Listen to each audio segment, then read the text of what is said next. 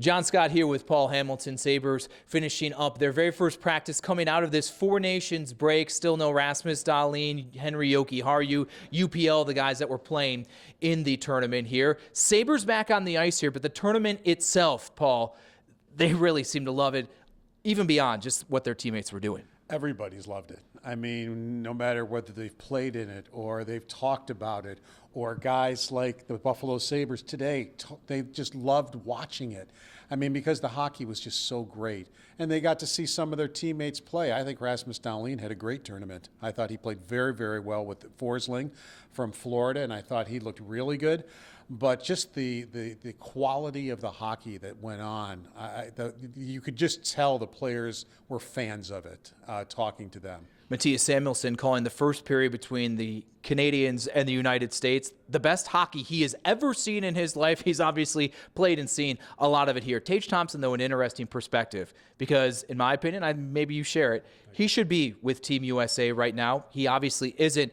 Interesting perspective now from him today after watching how things have unfolded. It was hard for him. He enjoyed it, but it was hard for him to watch it, knowing that he was right on the cusp of being there. And he's not going to say it. I mean, he's a humble man, but probably knowing he should have been there. But he hasn't given up the dream yet either. He wants to play in one of these because we're going to have these pretty much every other year now along with the Olympics. And he also wants to play for Team USA and the Olympic team. He can still accomplish that dream because that's coming up in 2 years. So he can still accomplish that dream of doing it if he just keeps going and going and, trying to get himself onto that team.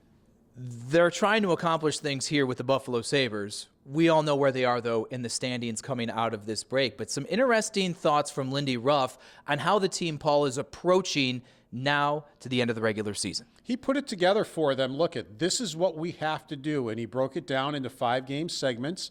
Basically gets 7 points, which would be 700 hockey. That's not easy, and he knows it. That's the first thing he said. He goes, I've told them it's not going to be easy. He goes, and then by the end of the year, if you can win maybe your last 3, you can get up to 90 points. Then you see what happens. That might be a little low. It's usually around 93, but it's not impossible. I have seen teams with 90 points make the playoffs. And they have been playing good hockey going into the break, Paul, so that is the encouraging sign. Sabres, they went hard at practice, a little longer, I think, coming out of the break than I anticipated. They have a few more the rest of the week before returning to game action on Saturday. With Paul Hamilton, I'm John Scott for Channel 2 Sports.